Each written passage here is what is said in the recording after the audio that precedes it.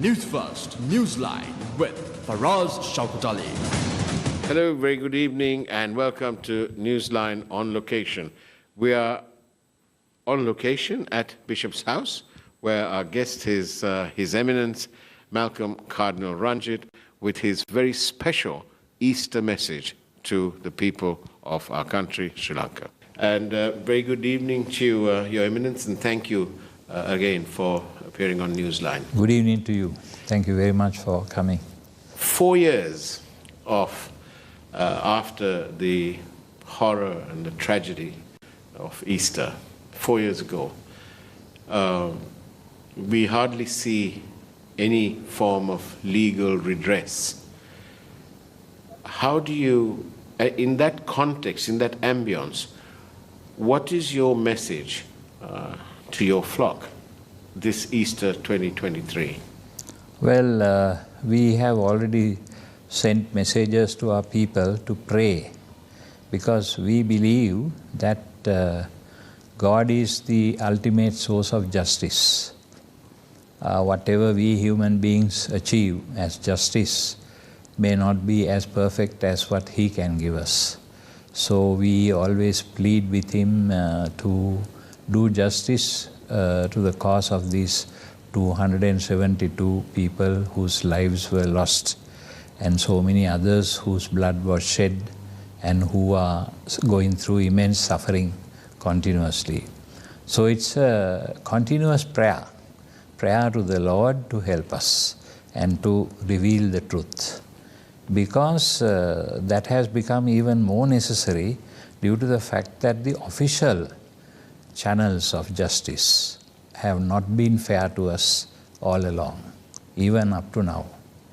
There has never been a serious, committed investigation into the Easter attack, its causes, its players and authors, any other forces that may have had a role to play in this. There has never been an investigation serious, and we have always asked for such a thing, but we have never received it.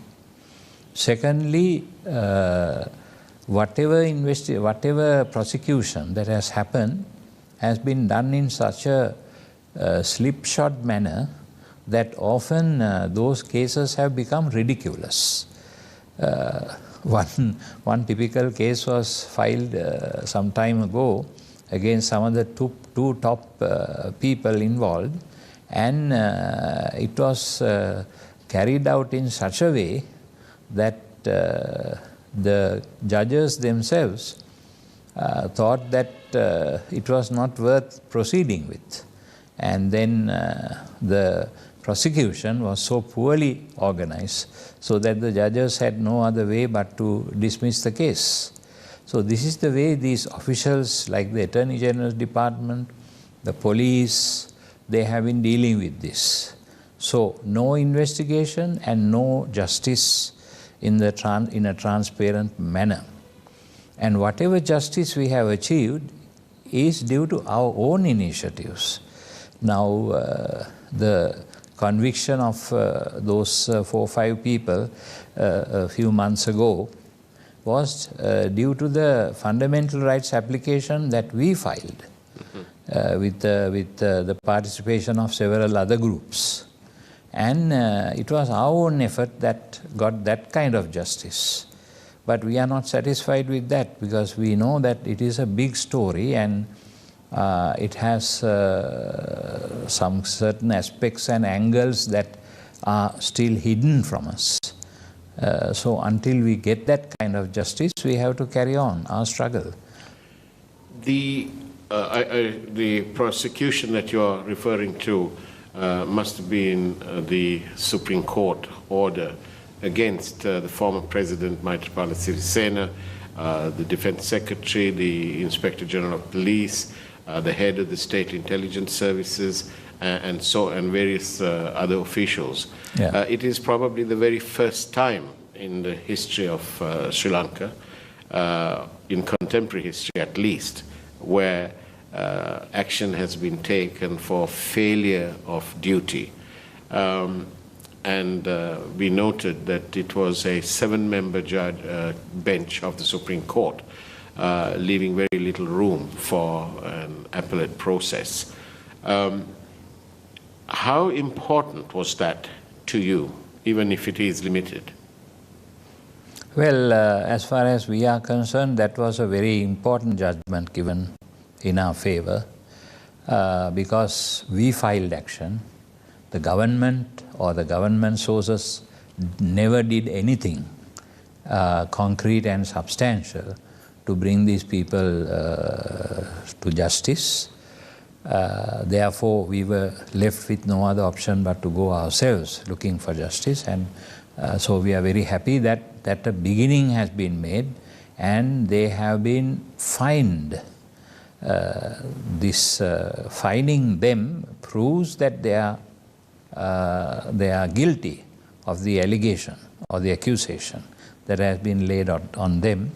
And therefore, that will open possibility for us to file further action for damages and other things. In fact, we have filed over 300 cases, civil cases against these accused. We are waiting till the actual president leaves his office to start prosecuting him also, because he has the immunity due to his position. So we have laid it aside, but we have not forgotten it. It is laid aside for the moment, but we will continue. Sorry, you're talking about the current president? Yeah, current president, because he is also one of those who have been accused in our FR case, and it was laid aside because of his immunity as president. But once he finishes his term as president, because he cannot be eternally president, the Catholic Church will continue. He will come and he will go, but the Catholic Church will continue. And as long as our faithful ask us, we will prosecute him also. So we will pursue, because starting from that case, now it has been proved that the allegations were correct. So we can move forward to other cases and continue to insist on justice until the government itself gives us justice. The Attorney General's Department gives justice. The rulers of the country will do a transparent investigation and find out who really was behind this. Not only those who actively participated in the attacks, but those who aided them, abetted them, supplied the materials to do that. All these things have to be found out. And we are sure that one day it will be found out. So those people who are behind this and who are trying to hide behind power and authority should know that the Catholic Church will continue in history. It is not a matter of Cardinal Malcolm Ranjit or somebody else. It's the church. They hurt our people in the churches. They hurt the visitors who came to the hotels on Easter Sunday. So a day sacred to us. So this will not be forgotten. I know that the Catholic Church, your organization, is very much involved in the care of people, the victims, who have, in many cases, have had life-changing injuries, apart from the loss of loved ones and so on. But those who are left behind without their loved ones.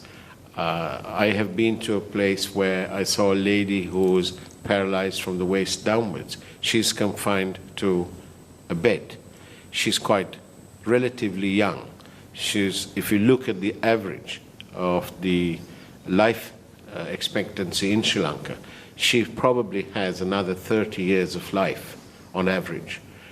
She has lost one child and she has two others. And she told me that she wouldn't be able to live even the way she is living, basically in a bed, if not for the efforts of the Catholic Church in terms of financial support and other care. And this must be replicated in at least 500 other cases. How are you coping with keeping these people, these victims? How are you sustaining their care? Actually, when we had these East attacks, one of the first things we did was to make a public appeal for help. And therefore, aid came to us, financial aid and various types of helps came to us to look after these people from all over the world, also from Sri Lanka. Even some of the wealthy Muslim donors, they gave us money and help. And with these donations, we immediately started a program of welfare for these people, families of those who have lost their loved ones, sustenance of their children and their education, and also the medical care of all those who have been sick. And we have been able to help many, many families with this kind of money. And now with the money that is being collected by the courts through the fines, even they will be able to get more help, I'm sure, in the future in order to sustain themselves. But we have decided that all those people who are having permanent disabilities, like the person you referred to, we will look after them until they die. That is our plan. And we have reserved money from those collected in order to be able to handle that in the future also. Your Eminence, you tell me that you have plans to look after the people who are disabled and so on until their death. But there are several children involved in this, some with one parent, some with no parents. And relatives usually elderly. What of their future? Well, with regard to these children, we have really over 100 such children whom we have identified from these families, and we have, along with the dialogue and with the money that we collected ourselves, we have started a project by investing funds in their name in the banks. And this money is being given to them so that they can complete their studies up to 18 years of age. And then once they achieve 18 years, they will also get a certain lump sum of money from the interest calculated, and they will be able to use that for their further needs.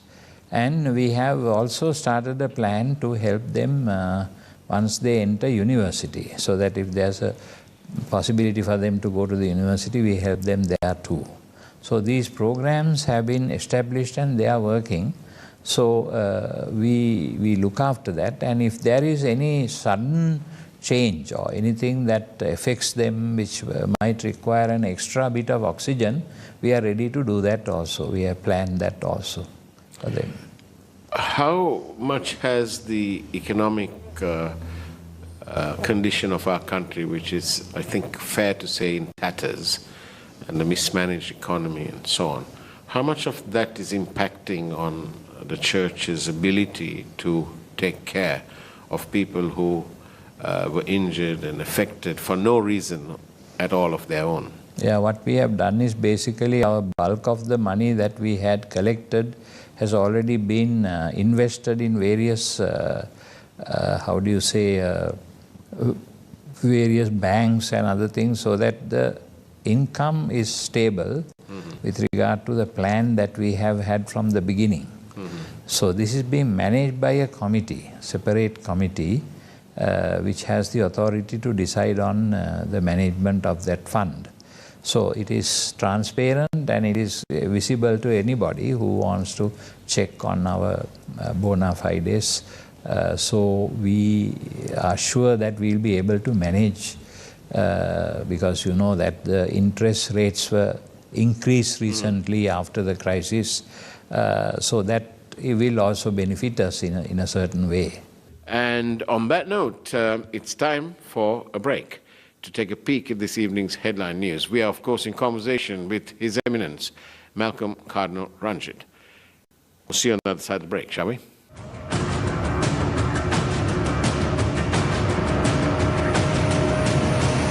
News First Newsline with Faraz Shaukat Ali. 4 years since the brutal 2019 Easter Sunday terror attacks, was justice served? No faith in country's leadership in securing justice for Easter attack victims, says His Eminence the Cardinal, while stressing that there will be no room for divisions. The අදහසක් පතුරවමින් යනවා අද රටේ ක්‍රිස්තියානි ජනතාව බෞද්ධ ජනතාවට විවේචනය කරනවා කියලා. අපි එහෙම කරන්න කිසිම විදියකට ඉඩ දෙන්නේ නැහැ. Justice Minister tells Mahanayaka Theros that he is open to suggestions on the anti-terrorism bill.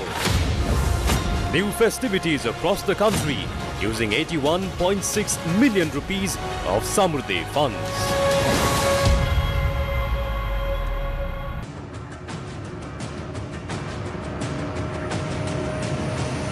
Newsfirst Newsline with Faraz Shaukat Ali. And welcome back to Newsline on location. We are in conversation with His Eminence, Malcolm Cardinal Ranjit. Thank you very much, Your Eminence. And again, this is a very special Easter message. It's not limited to a few lines typed up somewhere. You've taken your time to appear here so that your flock and others will be able to listen to your message and the commitment that the Church is making. But are you supremely confident that at least you'll be able to take care of these victims and their families financially? Well, we cannot foresee unforeseen situations that may arise in the future, but as far as we are concerned with regard to the present situation, we are, I think, confident that we can handle the care of these people even in the future.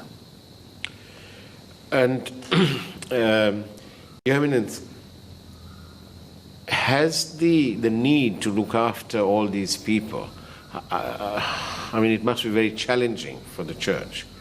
How do you get the necessary people? The force, you need the force. How difficult has that been, or have people just come forward? How is it happening? From the very beginning, our approach had been to work with our Caritas center, because all the dioceses have Caritas centers, and our Caritas center has staff, a team of volunteers, and other such persons whom we recruited. Actually, our clergy, our priests and religious, got down to the task immediately after the Easter attacks to visit these families, console them, look after them, and then give them psychological counseling and assistance and so on. So we have been doing that now for a long time. So we have the manpower and the commitment necessary from our people to go ahead with these assistance programs.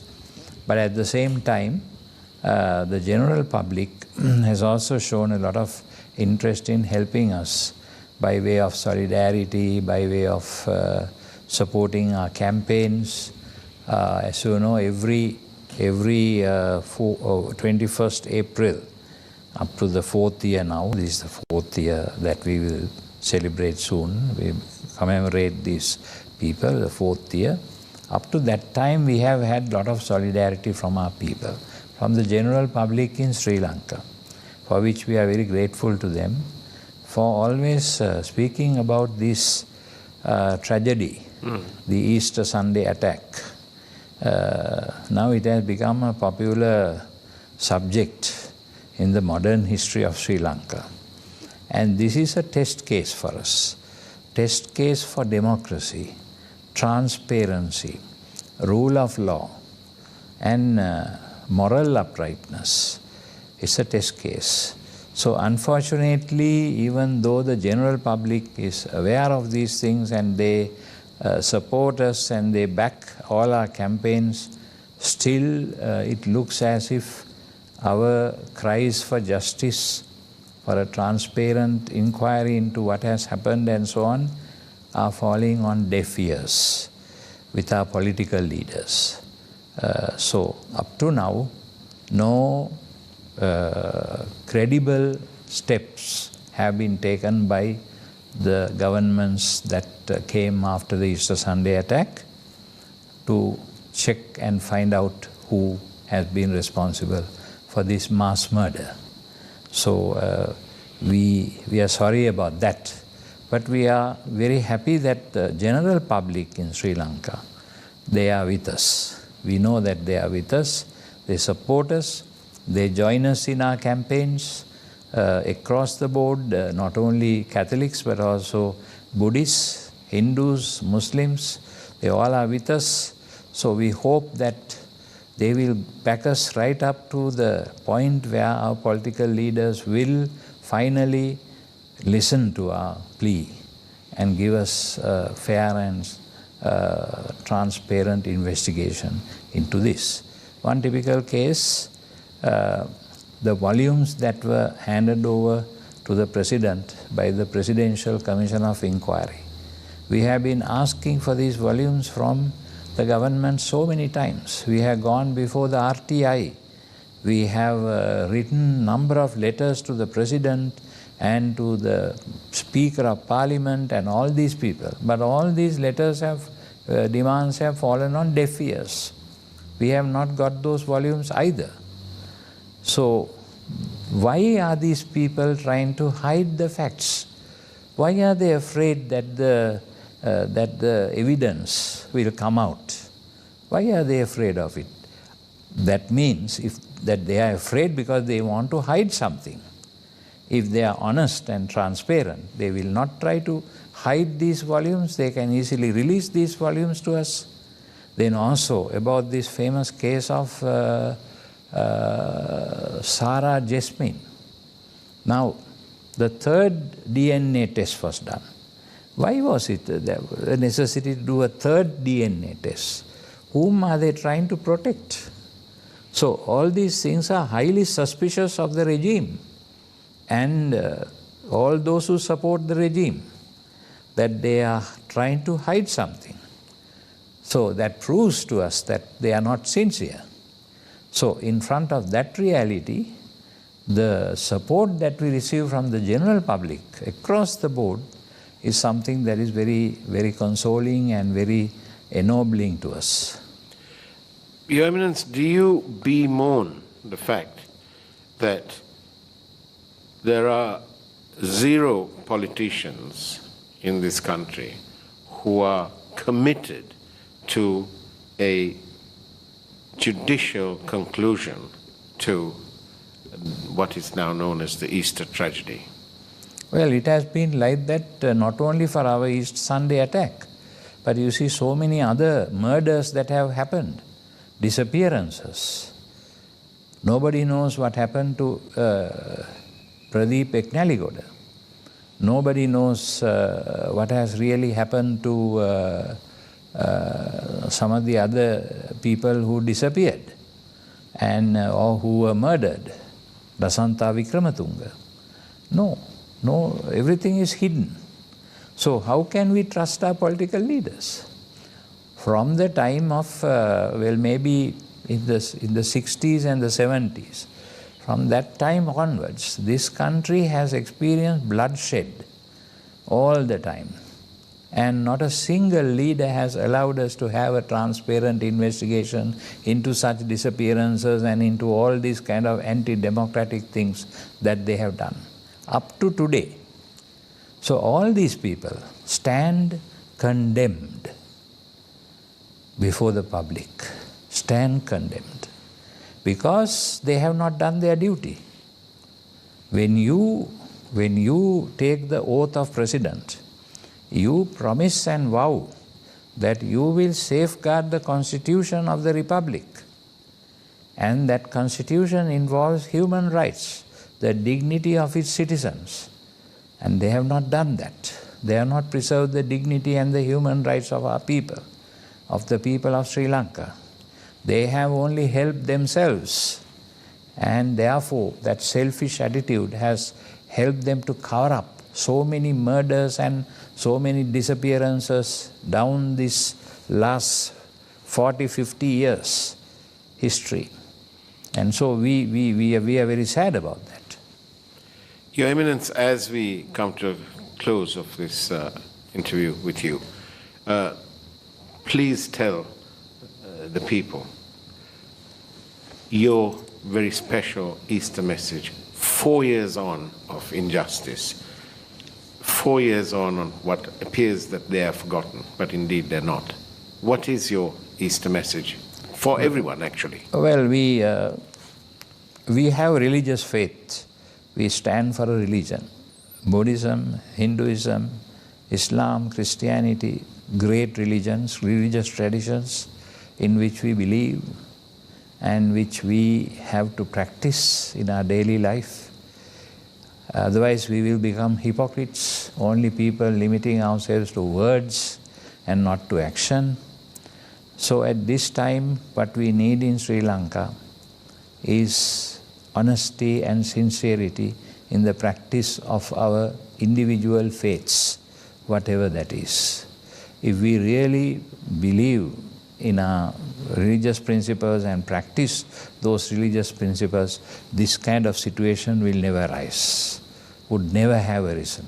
This economic crisis would never have arisen, because all of this is due to our double standards in our life, where we say something that we are Buddhist, we are Hindu, we are Christian, we are Muslim, but we don't practice that down these several decades. Because of that, dishonesty, lack of transparency, lack of discipline, lack of honesty in implementing the rules according to a transparent manner. All of these have plagued our country because we are only acting like hypocrites. We say one thing, but we don't practice that. That is the biggest problem that we all have. We must beat our own breast and find out whether I have been myself an example of that. So this is a challenge that we all have. So this Easter, the Lord Jesus Christ died for us in order to show us the way of self-sacrifice. That it is the way of self-sacrifice that will finally win for us the God's kingdom. Therefore, let us each one think about the country, not about me, but about the country. If that can be propagated and spread around, then we can transform our society. However much of economic principles, rules and regulations, bills and whatever that is, will not change our society unless we ourselves change. So Easter is a time for us to change. Time for change. Malcolm Cardinal Ranjit, thank you very much, Your Eminence, for talking exclusively to News First on this subject. Thank you. Thank you. And that's the way it was on Newsline on location. It's now time for the primetime news, but not before I say have a good evening and, of course, as good and happier Easter that you can muster. God bless you all.